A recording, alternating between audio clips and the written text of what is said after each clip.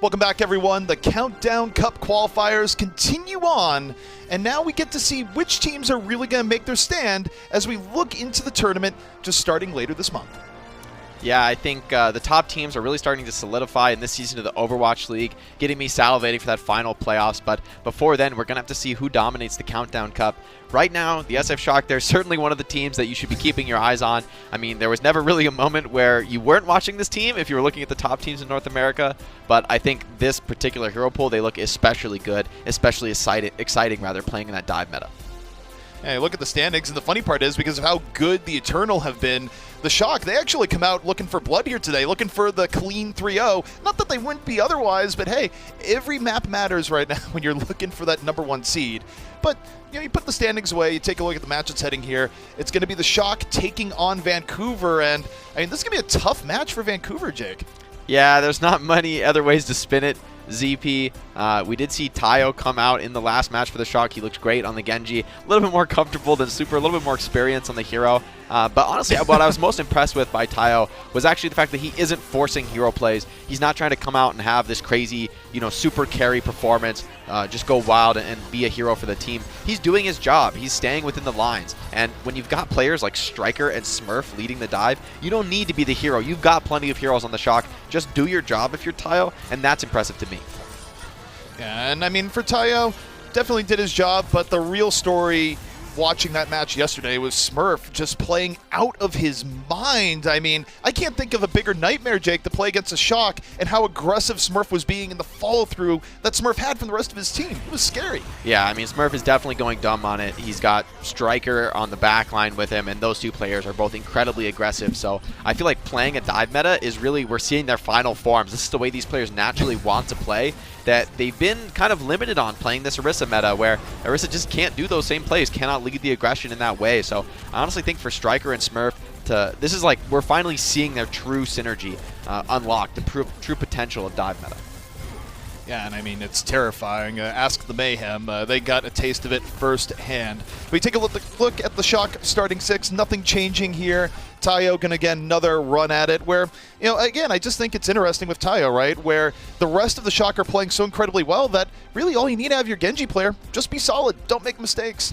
Yeah, just stay alive. Everyone else is performing so well in the Shock that Tayo just needs to, stay within his lane. I think there probably will come that time when Tayo is really tested. I just don't think we've seen that yet, and I honestly don't expect this match to necessarily be that test either. But if anything, now this is a test of Tayo's composure, if not his, peak skill potential. He's just got to stay focused, play a consistent style, don't force it too hard, because the Titans, they could punish that. They could punish those over-aggressions. I think if you're Tayo, you want to let Striker and Smurf continue to lead the way, continue to be that spearhead of the dive, and you can be, just following through, cleaning up that aggression with some easy dash resets. Now, it's interesting. You mentioned how the Shock have really just sort of found their identity. You look over at Vancouver, they're still kind of searching for theirs, especially when you look at the DPS side of things where, they've had High Point, Shockwave, playing heroes like Echo, but you look at recent performances, and it's a little bit tough, putting Dalton on a hero like Genji, which isn't historically his comfort zone. It's hard to find success. Yeah, definitely. They're adapting. They're trying to figure it out. You can't fault them for that. That is what you got to do coming into hero pools. However, they've just been a lot slower than teams like the San Francisco Shock, and I think that just shows their relative inexperience in the league. As a team, they haven't necessarily played all these metas in the past. They can't just hop back into something they've already practiced before the way the Shock are really comfortable doing it. So I think for the Titans, this is a huge moment. But frankly, it would be one of the biggest surprises this season if they're able to get a win here. So I think map wins, you're happy about that if you're the Titans. Yeah, I think for Vancouver, I mean, they're going to be looking to sort of solve their team fight issues on the DPS end, but also, I mean, just try and sharpen up in general, where this is a team that had to sort of rebuild in the middle of the season. A lot of new players coming up from contenders in the middle of it, still looking for an identity. And I mean, going up against the Shock right now, it's tough, but at the same point, it's also a good training exercise. Yeah, and looking at this Titans roster here, I think for me, the same way I say on top teams, you can't judge a player on a top team because their team's constantly winning. Of course, they're going to look good. I think you can say the same thing about a team that's struggling. I wouldn't really put the blame on any one specific player. I don't think it's that obvious for the Titans. I think, as you said, it's an identity issue. It's about finding the cohesion and, more than anything, just practicing refining the strategy so that their coordination can be on a high level. Now we're talking about being the underdog, and sometimes it's better to hear it from the players themselves. So we got a chance to catch up with Shredlock about what it means to be an underdog in this type of matchup. Seeing as we're the underdog in most of our matches doesn't really affect our prep too much. And as for the shock, we treat them like any other team. We tend to focus on ourselves more than the team we're playing against, and generally don't change our prep too drastically.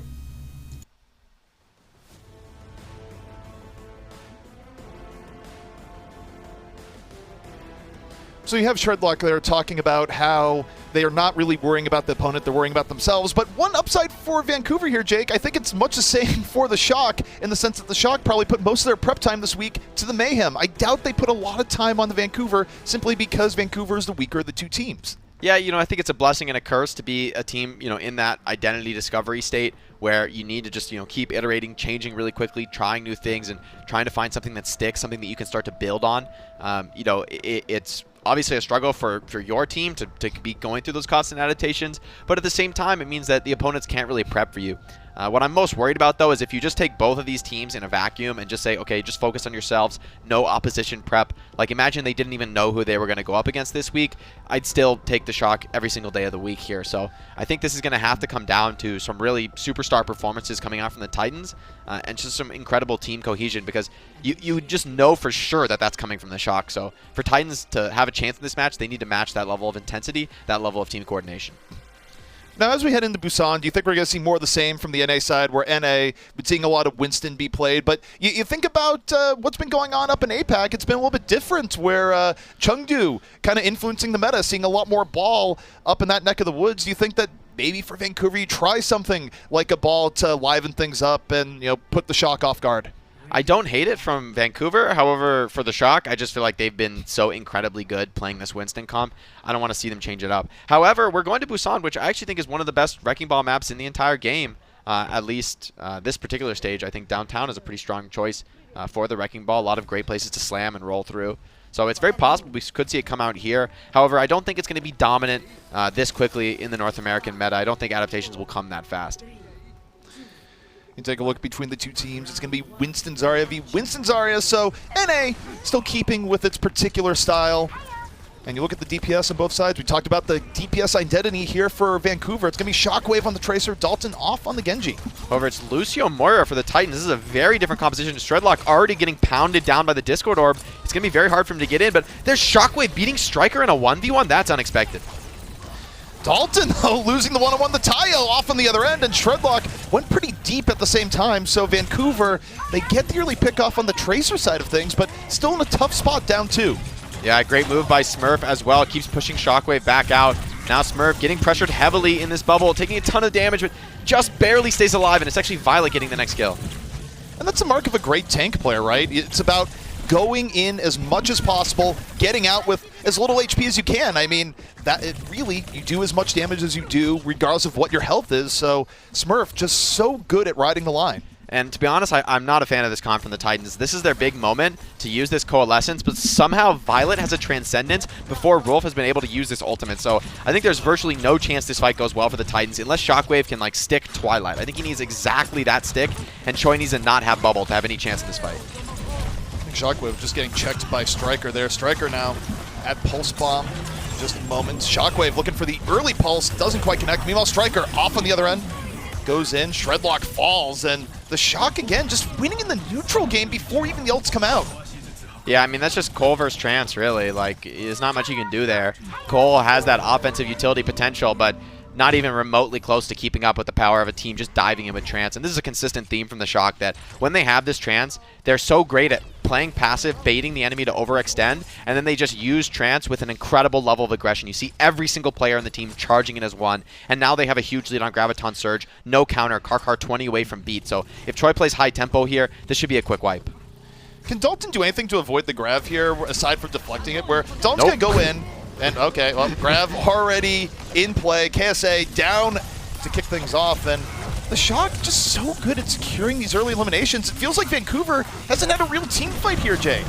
Yeah, they do get the point flip though, so they are going to be able to earn some percentage and deny that from the Shock, but Smurf, he's doing such a great job holding this Primal. As I say that, I don't love this commitment from Primal. I kind of wish Smurf would let himself die there or maybe just back off from the aggression. But, oh, if he finds these kills, it's completely worth it, though. A delay on the enemy Zarya. KSA, he's so slow to build that grab because he's been constantly punished.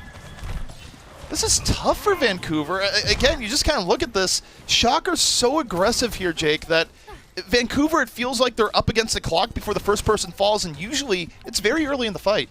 Yeah, Vancouver, though, they have all the tools they need to win. The problem, though, Violet, he's almost got another Transcendence. This is his second trance before KSA has grab, and I don't know that KSA is going to be ready for it, so this could be a potential hard counter on the trance. It does come out early.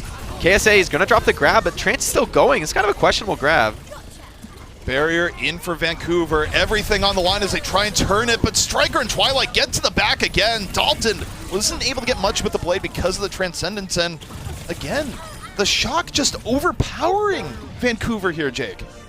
This is a team comp issue in my mind, ZP. I just think this Zen Brig is infinitely more powerful than the Lucio Moira. I think Lucio Moira is a comp that serves the opposite of dive tanks, right? You want very immobile tanks that are going to stack up, and you ideally want DPS that are going to do the same thing. You want those Reapers, Mays, McCrees, even a Torb that is going to just sit with the front line and all be cleaved by Moira's heal. But when you're not cleaving people with Moira, the hero is incredibly underwhelming right now. So really awkward decision, and I think the Shock just absolutely punished that beautifully. I don't think any changes are needed from the Shock here. Now, do you think there's any particular reason why Vancouver would be running with the Moira? Like, what reasoning would there be behind it relative to the Shock running something that's a little bit more meta? Well, with the D.Va and the Sigma not seeing so much play recently, you know, you could have this idea that it's very hard to eat the orb, but now we're already seeing the Titans make the adjustment. This is a map where Zen is even better, though, so I'd be really shocked to see a Moira here. It's going to be a lot about the Zen trades. Violet, though, he's been so sharp on the Zen. Remember, he got the first kill in that last fight for the Shock. Or the second kill. Violet has been good all season long, but it feels like he's really stepped it up a notch over the last few matches, to be sure. Vancouver right now, still healthy. Neither team going for a full commit just yet, but Dalton, gang poke down, has the orb on him right now.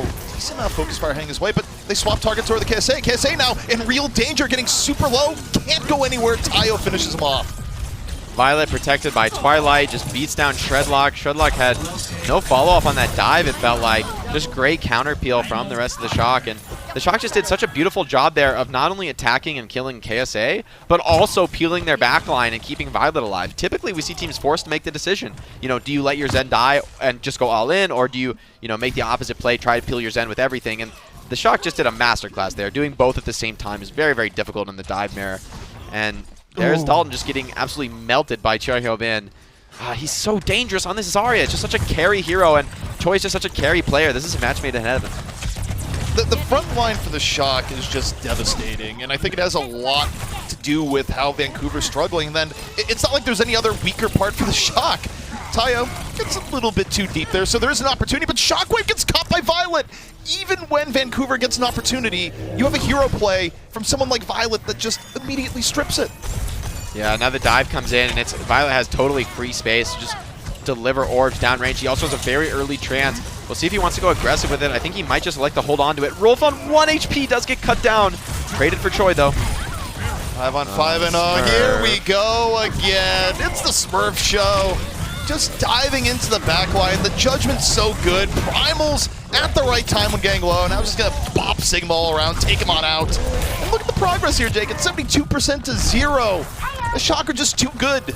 Yeah, at the very least, you can say for the Titans that they've managed to stabilize the support ult situation here, but ults are relatively even. Both teams with a lot of bank here, and unless KSA finds some sort of really massive flux, it seems hard to get kills with that ultimate compared to grab. You could just grab Dalton's blade, solo grab, and burn him down, and that's absolutely worth it here. So I think Choi has the more flexible ult. Well, Vancouver, they open the early rally, and Karkar just gets assassinated. Tayo and Striker heading on in. Here's the flux. Vancouver still trying to make something happen. Dalton off the flux, moving in with the blade.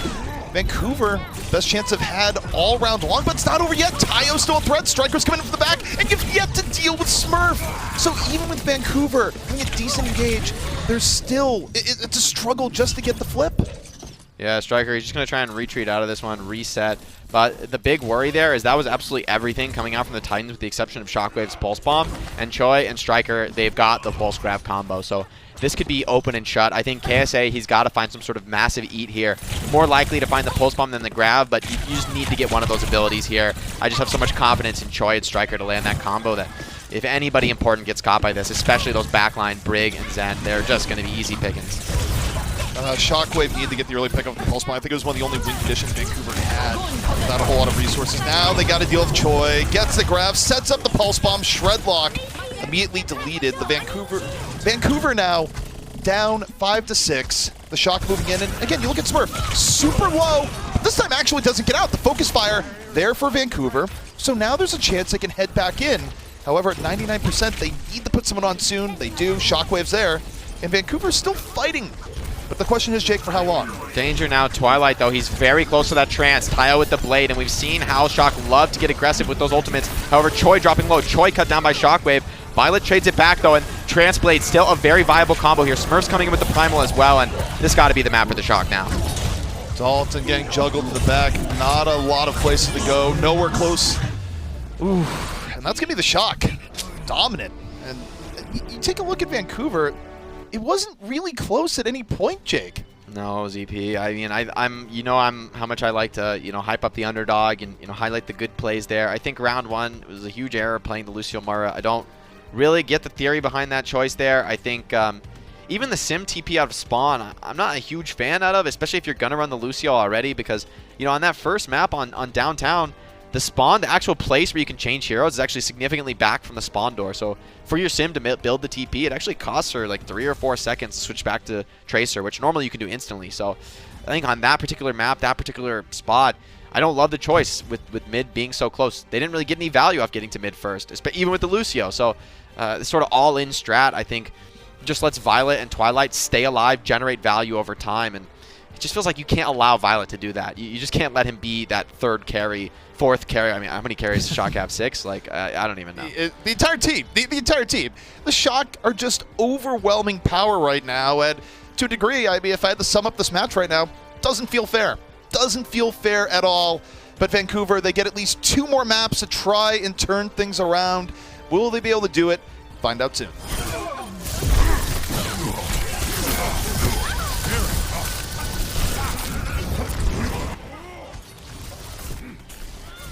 The Overwatch League is brought to you by Pringles Wavy, Big Crunch, Big Flavor. And by Zip Chair Gaming, the official chair supplier of the Overwatch League.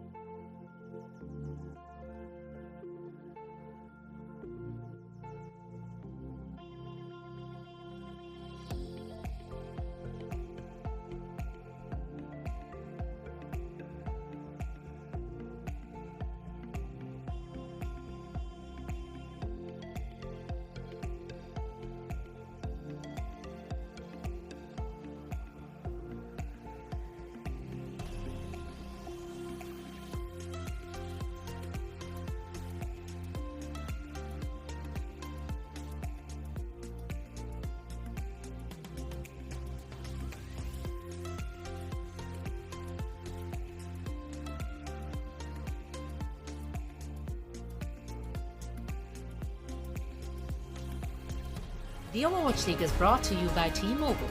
Switch today and rank up to America's largest 5G network, T-Mobile. And by State Farm. For auto, home, or renters insurance, like a good neighbor, State Farm is there.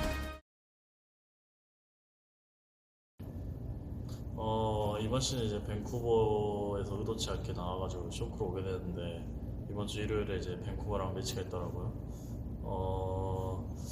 지금 밴쿠버는 딱히 강팀이라 생각하지 않기 때문에 쉽게 이길 것 같아서 이겨도 별 감흥이 없을 것 같아요. Well, you heard it there from Twilight. It's a rematch versus former team, but in a way, it's not at all where you think Shock versus Vancouver, Jake. You bring up a lot of history, of course. You think about all the great storylines from last year, but it is so different this year. And, Twilight thinking, it's going to be a roll, and it's hard to really question him when he says that.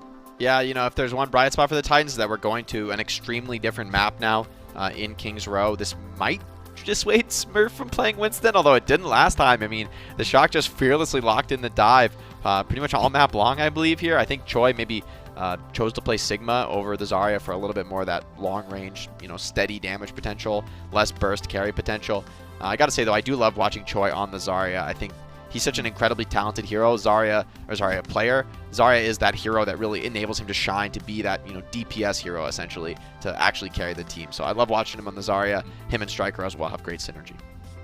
Yeah, and I think that's kind of what you have to focus on right now, where when a team is this heavily outmatched in the way that Vancouver is right now, you just kind of have to appreciate the excellence that's coming out from San Francisco, where, look, Vancouver, it's a team with a lot of rookies that are still finding their footing, and San Francisco, the Shock have so many veteran players, so many top players in their roles, and, you saw it in the last map where it didn't really matter what the fight was. You had contribution from all ends. Smurf diving just the right amount, Violet getting pickoffs in the back, and even when Vancouver would have a bright spot here and there, like, say, Shockwave winning a Tracer duel, every other player wasn't necessarily able to live up to that, because trying to beat the Shock right now, it's just tough. Yeah, honestly, I would criticize the Titans for their first-round comp on downtown. I think the Brig and the Zen are just way better heroes for healing dive DPS. Lucio and Maria just aren't efficient in healing Tracer and Genji. It's just unrealistic. Those heroes are highly mobile. They want to be running around the map. They do not want to be stopping to sit in one spot to get healed by Lucio and Moira. They want to have a Zen Orb. They want to have a Break Pack. So just the natural synergy of that comp didn't make much sense to me. But even when we saw the mirror, that next round was just about the same in terms of one-sidedness. So the Shock, I feel like they're not even, in a few times that game, they weren't even caring about the point. They're like, sure, you go cap the point. We're going to kill your whole team. We're going to get some ultimates. Go have some objective time. Like, yeah, sure. But it doesn't really feel like the Titans have ever been in control so far in that last map. So we'll see if that changes on this next map. We're seeing Shock now, no Sigma, just letting Choi rocket on the Zarya. I actually am psyched on this choice. I want to see what he can do on this hero. It's not a Rein Zarya comp where you're really going to be getting into that crazy, 100 energy stacks and bubbles back up again sort of situation where Zarya can really go crazy. Is Choi actually... Oh, okay, I thought he was going to go to the top of the statue. I was like, that's unreal. But just a little spam spot. This is a nice little tech on Zarya, the shoot up and get the double bounce jump.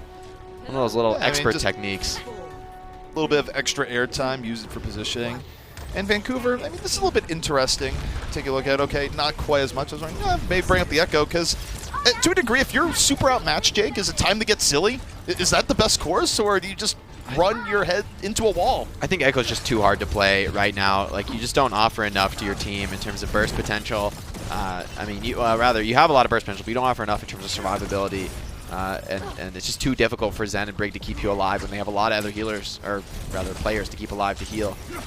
The Sigma, though, is going to give Vancouver maybe a poke advantage. However, Shock, they're going to have the much more explosive dive, able to bubble Smurf on his way in. So Vancouver going up to the high ground, off on the right side. The Shock don't look particularly really afraid of it, not really changing their positioning too much. I think they're just kind of waiting for Vancouver to commit to the point right now, Jake. Yeah, they want to wait for Vancouver to overstep their bounds. We see Smurf has been pretty much hiding this entire time. Now he jumps up early, and he's still going to be passive, just very much biding his time on Smurf. I actually like this a lot. And when he strikes hard. A brutal dive coming in from all the dive DPS at once. And Smurf's going to eat everyone for breakfast right now.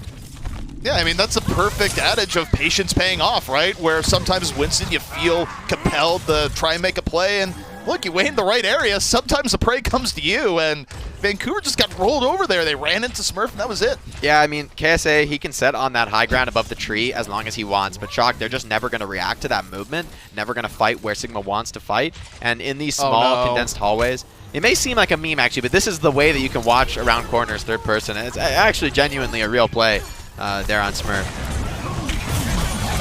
Twofer, but now we got Tayo heading on in. KSA sliced up immediately. And this is just great, and also good showing for Tayo, where we are evaluating Tayo, a new player to the Shock, and consistent performance for a Blade there. Yeah, now Striker is just going to push into the spawn. Why not? And Smurf, he's going to set up once again in an incredibly aggressive angle. What this does, it means he can just walk out around a corner, drop right in on the enemy. You know, he's already got Primal essentially, so no issues there, but he's going to have such a good initiation. KSA going to make the switch over to Zarya, but at this point, it's far from guaranteed that he's going to get a grab. You don't necessarily charge it too fast in this comp. I don't think it's likely at this point, and Smurf hops into the back. Rolf just gets deleted, immediately crushed, no Primal required. And the neutral execution right now from the Shock, Jake, is actually insane. How many of these fights are we seeing where they win with either just one ult or nothing? It's ridiculous. That's just rally ZP. Like, KSA 22% grab. I think it's almost impossible for him to get it by the end of the round here, unless Titans can, you know, the rest of the players can use their ults to cap. But Choi probably just going to force a trance with this grab, but that is going to leave a huge opening for especially Smurf to have a great Primal. Choi does get pressured back, though. He's going to need some assistance from his team, but of course he gets it. Shock staying coordinated. Oh, no. Striker unscouted. Well, they're going to need it this time. Choi down after setting up the Graviton. Shock, follow through on it, get down 2 immediately. I mean, this is down 2. This is still the best look Vancouver's had, and still not a great look, as it turns out.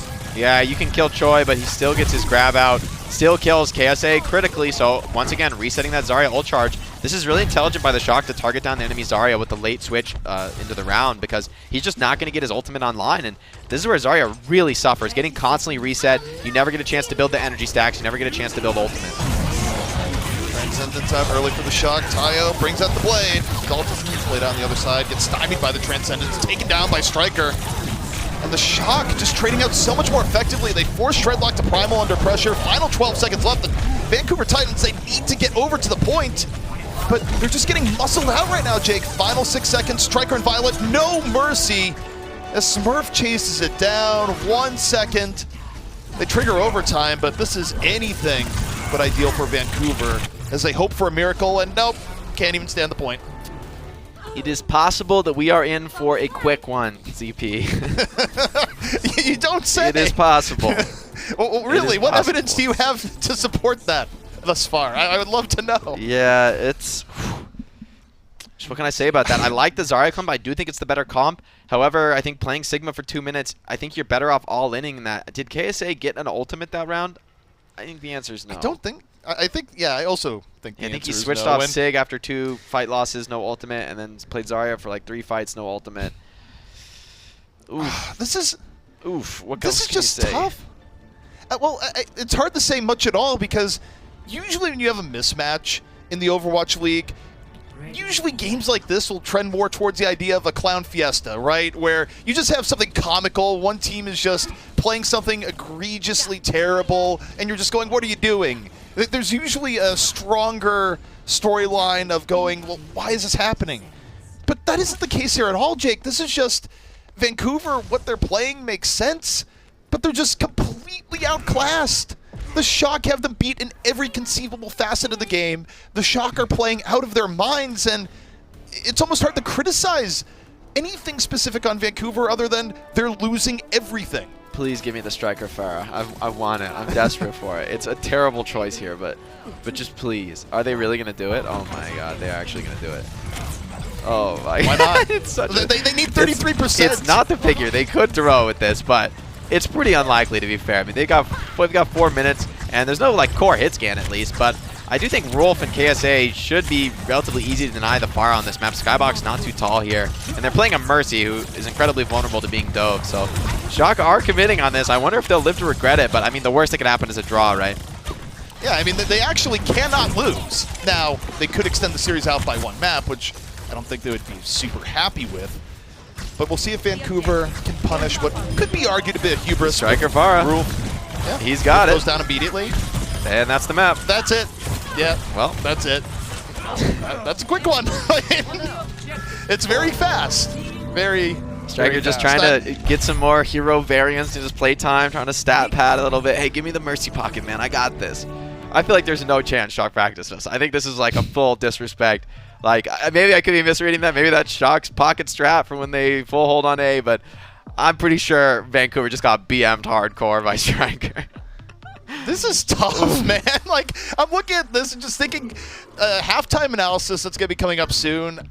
The halftime breakdown is going to be almost as long as the entire match. Like, you could go to clips and you could just replay maps 1 and 2 and have the desk talk over it. That's how fast this was, Jake. That's how uneven, how much Shock is far ahead of Vancouver right now, and you can't sugarcoat it. Yeah, there's not really much to say positively about the Titans right now. They are getting absolutely worked. This is one of the hardest stomps I have seen in the Overwatch League. Like, man, this is brutal. So, going in after halftime, I just want to see, can Vancouver make anything of this series? Can they put up some team fights? Can they get some objective control, cap up the point? Like, I am really worried about them going into the next map. At this point, it's very hard not to be mentally broken, especially when you're losing to something like Striker playing Farah, a hero that I don't think I've ever seen him play before. I do remember Striker being really good at Junkrat, genuinely, unironically really good at Junkrat. Of course playing he against would. him. I actually think he was one of the better Junkrats at the early stages of the meta, so he has the projectile fundamentals. However, I think he's BMing him. I gotta admit it. I think that's a BM pick Farah. Well, you know what? We're done with our speculation here. We're going to be going to our Watchpoint halftime show where there might be some interpretive song and dance. I don't know. Something. Maybe they can make sense of it. We'll see.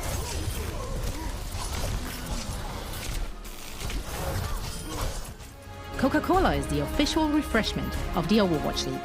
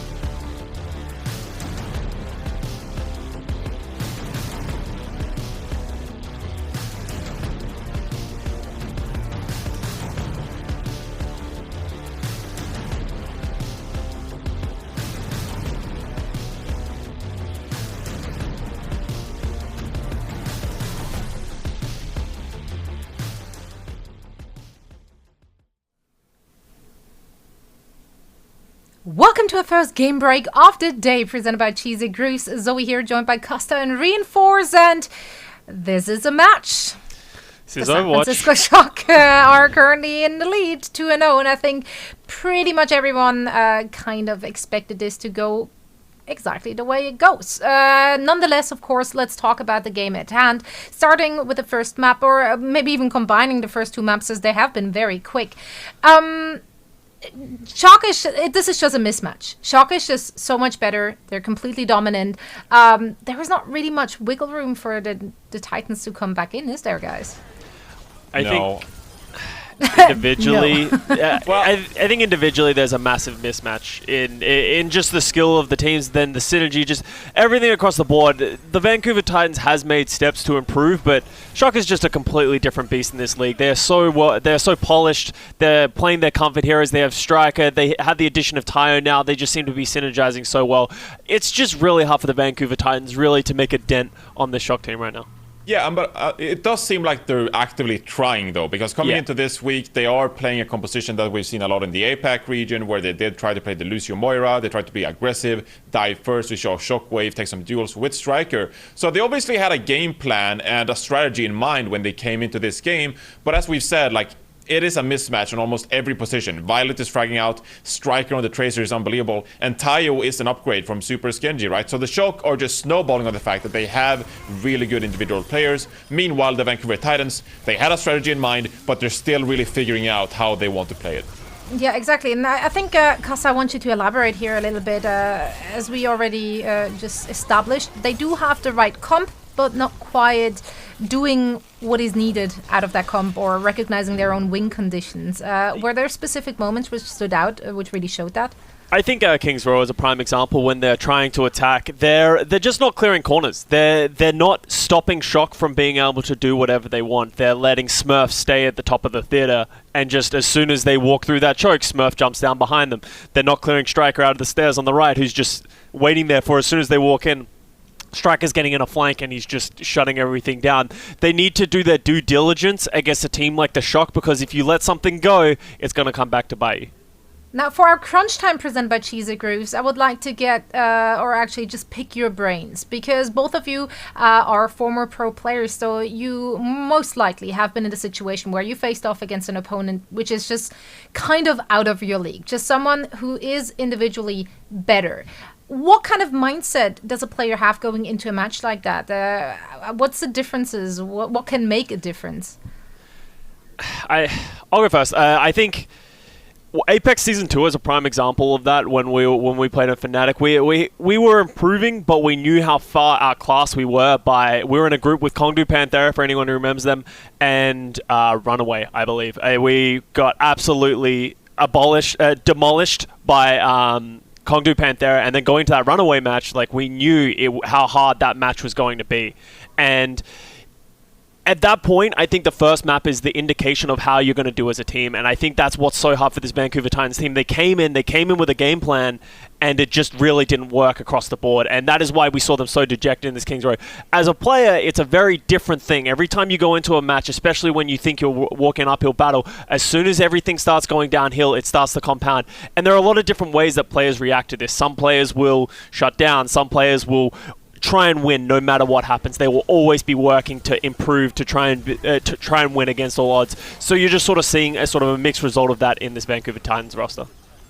I don't think in my career I really had a point where we felt like we were bound to lose a specific game, because we were reasonably close to the top teams at all times, so we never felt like we were just going to go into the server and get dominated in that regard. Now, that being said, there was some points in my career where I felt like an underdog, you know, with Rogue. We were never like the #1 team in that regard, but we always displayed a lot of confidence and determination in our play, and we always try to find mistakes in our opponent's play, and then we try to sort of expose those mistakes and just focus on those mistakes and tell ourselves, honestly, that's how it works with confidence. We just told ourselves we are the better team. Like, this team we're facing off against, they suck, and we are way better than them.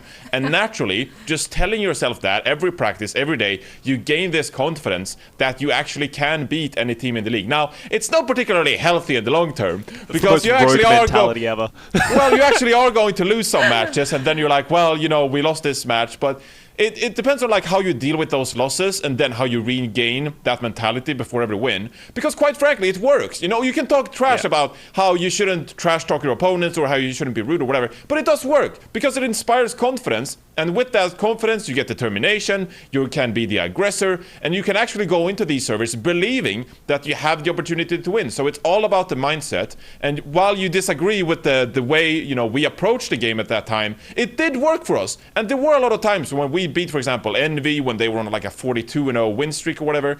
Like, we actually won those games because we truly went into the server believing we could win. Now, it's not realistic if you're playing against like the Shanghai Dragons or the San Francisco Shock. It's a different mentality. It's a different battle in your head. But just saying, if you believe you can win, it gives you an edge, for sure. No, it honestly does. I think a big part of playing a game such as Overwatch is a game of confidence. And if you're coming in with confidence and just like radiant that alpha energy on the server, chances are that's actually quite intimidating if you're going in so aggressive and confident. And that does throw a lot of teams off guard. Now, we have a sub coming in. It's going to be super for Tayo.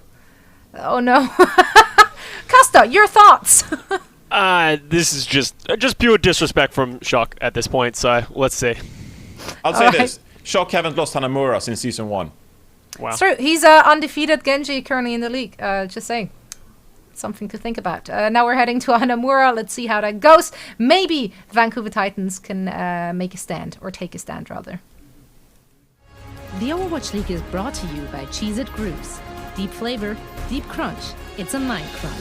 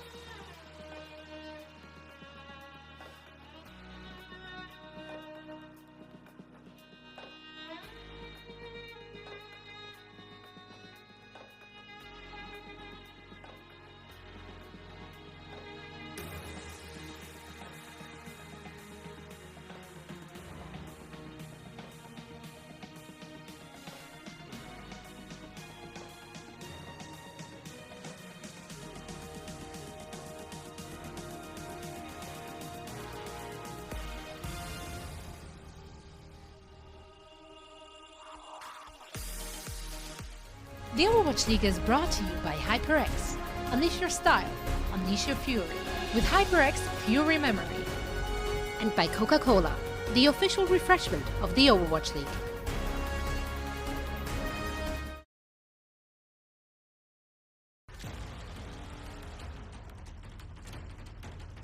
Immortality field. And now this gives the Vancouver Titans plenty of opportunities to roll forward with ults of their own. Boston is still in control of the point, but now with Smurf's Primal Rage, there might be something to be done here. Just the spam damage coming in from Shockwave. 2 kills. All right. Comes in off the bench, a super sub in every sense of the term, and he gets 2 with 1. Super's out of control. At every position, this man is laying down the domination.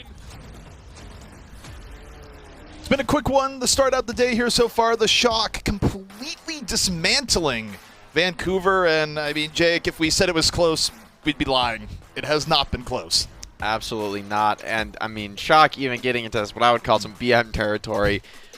Swapping their tank picks, having Smurf play Zarya here. He does not play, at least in the Overwatch League. Of course, he knows how to play Zarya. Of course, he's a professional Overwatch player. Striker going to the far, like, there's no doubt about it in my mind that that's some BM. But honestly, if you really get into it, it's actually a smart play, because what that is, there's no stronger way to tilt your opponents than actually picking a suboptimal comp and continuing to beat them with it. That's the worst feeling in the world if you're the Titans. That's even worse than getting dominated. Okay, they're playing competitive mirror match, we're losing it, whatever.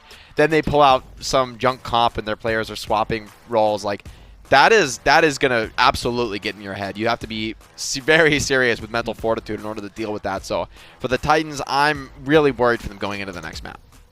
So, Jake, all of that may feel bad, but it feels good. Wear this new merchandise. I truly believe it. Take a look at what we're both wearing. I got the Shock shirt. Jake over there with the Vancouver shirt. And, we're wearing shirts from the new Overwatch League Hero Collection. And if you think they look good, and by the way, they do, you can get some of your own. You can go to shop.overwatchleague.com/hero, get some of your own merch. It's really cool. Yeah, ZPs might be a little bit luckier than mine in this current series, but mine does look pretty good. I like the colors of the Titan shirt, and with the little hero portraits, looking good. I like Winston.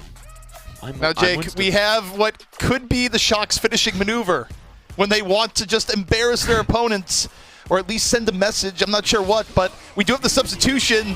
Chat, they heard your cries. Super is coming in on the Genji, and I don't know, man. It just reminds me. We can play Soldier 76 Super. Let's just do it. Just full send. It reminds me. The good old days, old school wrestling, where there was a wrestler by the name of Scotty Too Hotty, and his finishing move was called the Worm, and it was the most just tortured thing ever, where he slowly moved across the ring to finish off his opponent. And that's the vibe I get, the same energy when the Shock decide to put in Super. It just sort of super on DPS, that is, where, oh man, it's a tough feeling, Jake. Would not want to be Vancouver right now. Yeah, it's certainly rough. I mean, if anything though, this could be hubris from the Shock. They could be punished for it, but that would require a massive bounce back from the Titans, because this series has been way beyond Tayo having a decent game on Genji, right? Like, this is just infinitely far beyond that. This has been a complete beatdown. We saw the Des talk about it. It's just an outclass on every single role, it looks like. I just don't see any moments of a real advantage there for the Titans. Nothing. They're not coming up ahead in the 1v1s. They're not coming up ahead in the team fights. Not coming up ahead in the long game, the ultimate economy. Nothing has gone their way this series. So maybe Super on the Genji. Maybe he'll make some huge errors that will leave the Shock exposed, but I'm worried. I saw KSF tweeting about, I think it was KSF, about asking Valiant to fight back a little harder, because Valiant just set the record for fastest Overwatch League match against the Boston Uprising, and I think they're on track to lose it here today if Shock keeps playing well.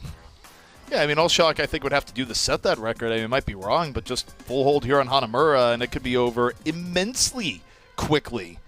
And we'll see if that's going to be the case. Now, if they're trying to set a speed run here, we'll see how clean they play on point A. But I don't know, man. This has just been so tough. And, say whatever you will. I mean, Super's a talented player, but anytime you're putting one of your tank players in on DPS after you just picked up a new DPS player for more depth. Like, this is BM. You cannot sugarcoat it. You can't, wave it away and go, there must be this deeper strategic initiative going on here by the Shock. It's like, no, there's none of that. This is the Shock just playing with their food right now. Yeah, absolutely. It's a little bit painful to watch, but we'll see. This is the moment for the Titans, right? Like, if you can lose, if you're losing rather while a team is BMing you, while they're playing their main tank player on DPS just for funsies, pretty much.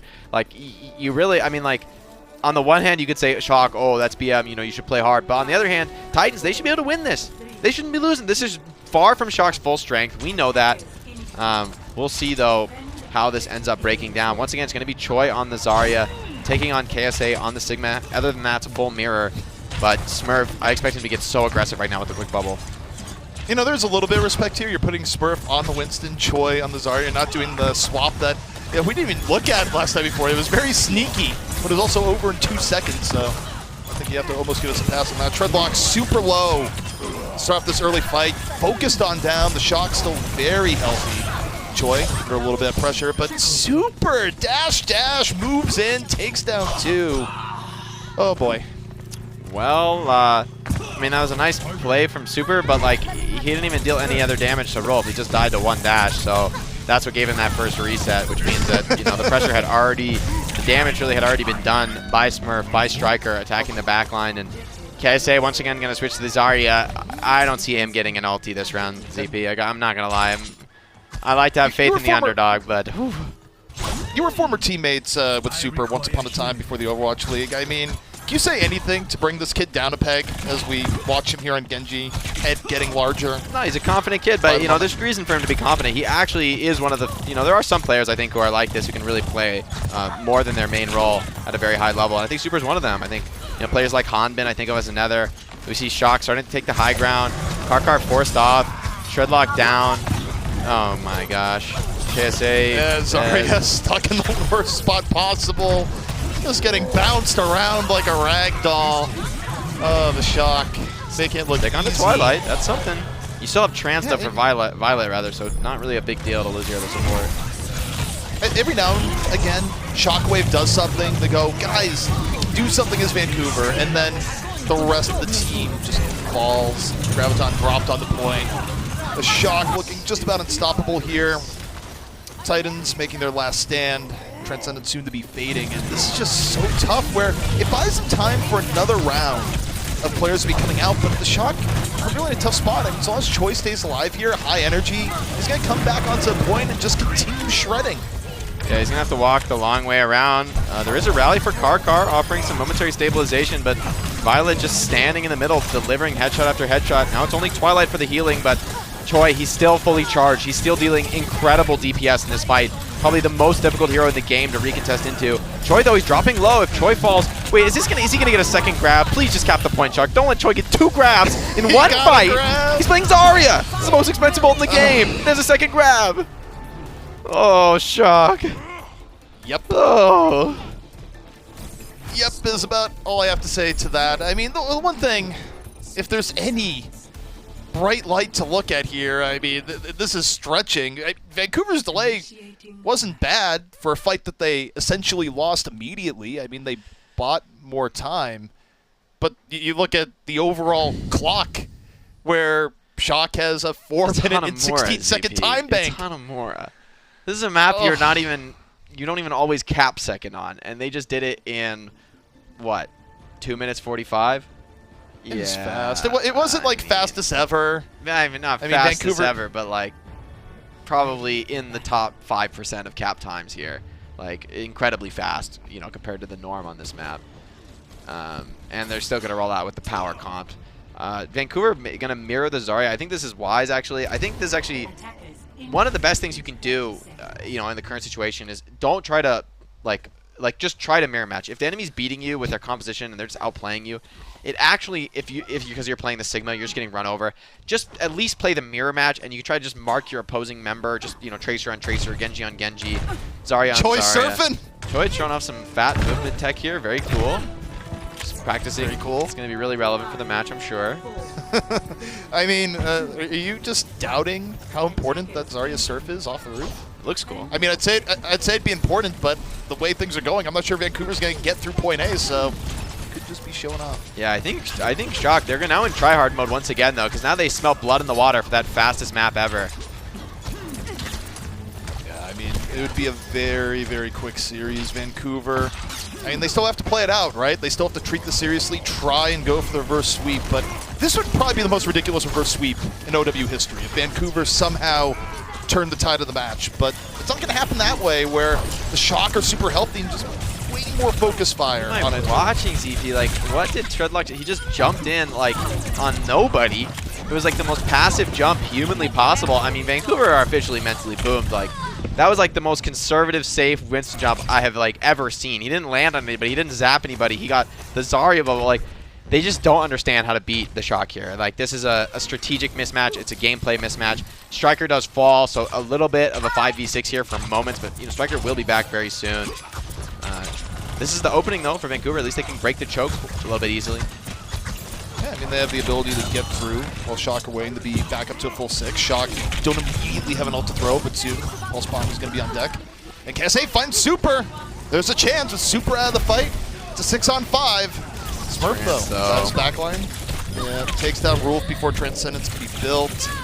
Striker just doing whatever he wants in the back, and when people just stop moving, the spirit is broken, Jake. Striker. Just kill him. This is brutal.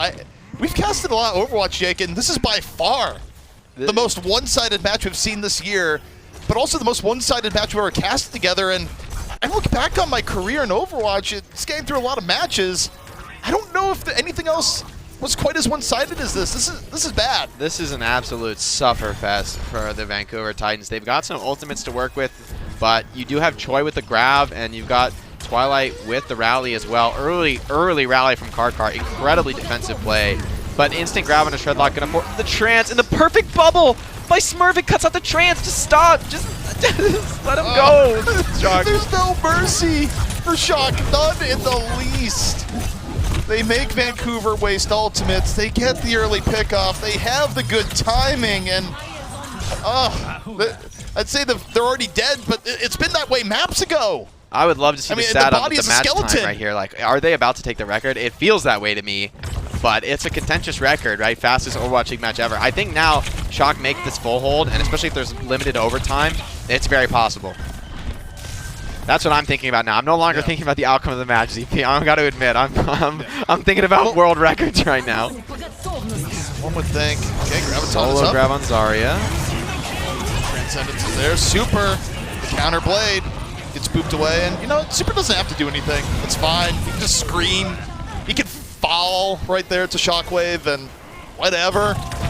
Shocker, I mean, I legitimately think Shock could probably win this 5-on-6 with how strong this has been. Yeah, I don't know about a true 5-on-6, but because, you know, Super, although he doesn't get killed with that blade, he does force Lucio Moira into the back line, and those are healers that absolutely do nothing when they're hiding like that. They need to be in the thick of the fight, or they're literally zero value. So I think it was a decent blade to zone out those healers, ensure the fight went well for the rest of the team. But, I mean, this is mental boom status. Dalton just in without the rest of his team, you know, dies solo. Shock, they're not giving up anything right now. Choi wants to grab right here. Yep.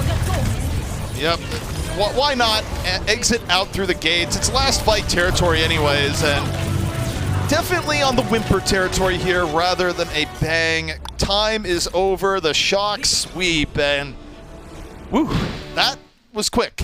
Was it the I feel like quickest match I just ever? lost, ZP. I feel like I just got punched in the stomach or something watching this game. Like, this was a beatdown of legendary proportions. And, I mean, what a tragic comparison if you think back to the matches that these two teams had, you know, in previous seasons, right? Like, these were, you know, the two titans of the Overwatch League clashing at the highest stakes moments. But not today, honestly, ZP. No. Not today. This was, the Shock have gotten stronger than they've ever been before, I think, genuinely. And the Titans have really fallen off, really suffering this match, and looked mentally broken by the end here, if I'm honest, ZP. They weren't even playing coordinated Overwatch by the end, you know. Dalton dying alone on Genji while his team's still respawning, like, just really, really questionable stuff. So we did make history is the one upside about all. This was the fastest match in Overwatch League history, so there is something memorable that just happened here. I think I heard over the headset it was like 19 minutes, 23 seconds. Wait, that's like 3 minutes faster than the old records, EP. Oh, my. Oh, I don't think anyone's going to break this. Like, this might literally stand for years. Like, I mean, think about what slowed the match down. We got 2 full holds on the map where it's possible to full hold, and we've got Vancouver cap the point a couple times on Koth. So you could do better if the opponent literally never capped the point on Koth and you instant capped on mid-fight. Like, it's possible to be better than this, but really not by much, frankly. Not by much. I think one area that Shock actually failed at, and I'm pretty sure they got to choose, that if they could have chosen to defend first on Hanamura, then their attack, they wouldn't have had to go through and get point B. They would have just been able to cap point A, and that would have been it. So I think if you're looking at for speed run, there were some coaching errors. I think Shock doesn't get to pick, right, though, because they're winning maps. So, so the losing team should pick side. Oh, yeah, that's right. So in this which means format here, 2CP is pretty much always going to be the losing team is defender, because generally you want to start defense on 2CP. It gives you better perspective, better like strategically gives you better options going late into the game. So I feel like you will always see that in a match that's down 2-0, is the losing team is going to pick defense on 2CP, especially just for the morale boost. Because it is the assault game type. It should give a great advantage to defenders. You want to at least have some good moments on the defense before you go into the attack. And I mean, we didn't really seem like there were good moments on either side, frankly, for the Vancouver Titans. And I don't like being negative about teams, and I know how hard it is to be in a position like that and to really take these brutal losses. But there's really not much to hang on to right now for the Titans. I think against a weaker opponent, we could have seen things differently, but Shock, they're just too good. So brings us to our player of the match presented by Xfinity, and I mean, everyone Shock played insane, but we're giving it to Striker. Probably honorable mention to the Choi Smurf swap. That was difficult to miss, but yeah, Striker, player of the match, and played super, super well.